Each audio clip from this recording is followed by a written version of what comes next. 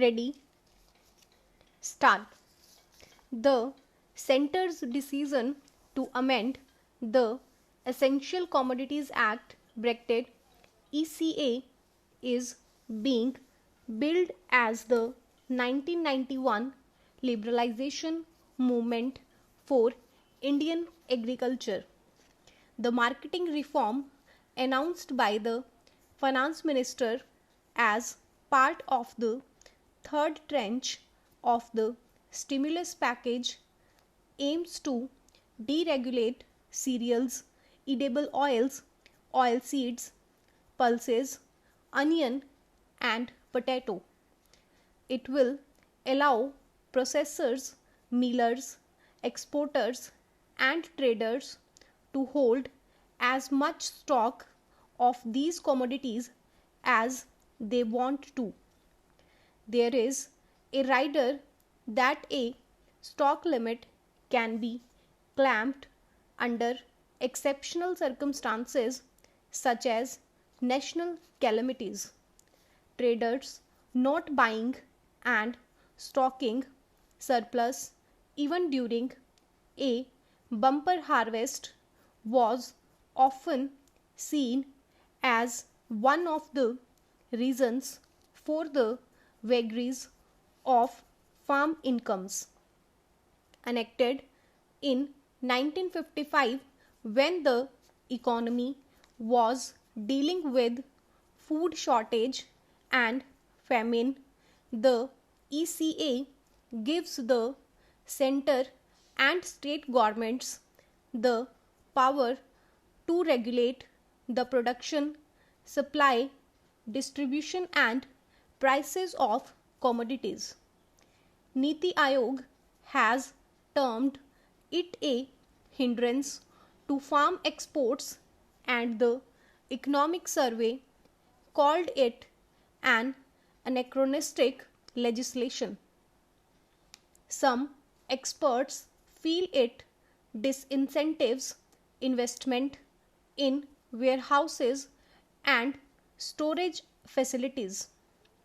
The changes hold promise for a big push in private investment in farm infrastructure and purchase of food processing stocks.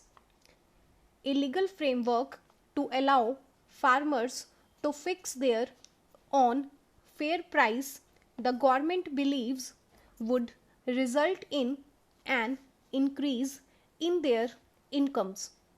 To remove barriers to interstate trade, a central law is proposed to not bind farmers to sell their crop only to licensed traders in their district agricultural produce market committee mandis. In short, farmers can sell to anyone and anywhere, and traders can freely buy stock and move any quantity of agri produce within the country. To compete, private mandis would demand subsidized credit and land. Any proposal that helps growers needs to be welcomed. However, there has been a long history of government intervention when prices surge of onion, for instance. Its removal from the ECA is a bold move. Will consumers feel the pinch in the long run? Maybe yes, but they will not mind as long as the increase in pocketed by the farmers and not a new middleman. Para, reviving the economy and supporting the vulnerable sections remain a challenge as the nationwide lockdown to combat the pandemic enters its final phase. Clarity on the next course of action will unfold only in the coming days, but it would be naive to expect much, for even as PM Modi urged for protecting jobs and income earlier, the opposite has happened in both the government and private sector. There is no final word yet on the stimulus for industry, and the silence of the Minister for Micro, Small and Medium Enterprises has been eloquent.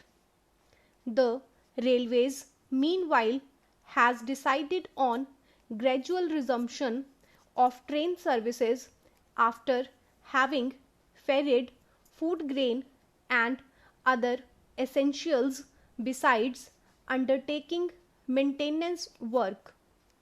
The Vishakhapatnam incident, on the other hand, where gas leaked from an industrial plant, is an instance where maintenance work and safety protocols were found wanting. That industrial safety is imperative for national security cannot be understated.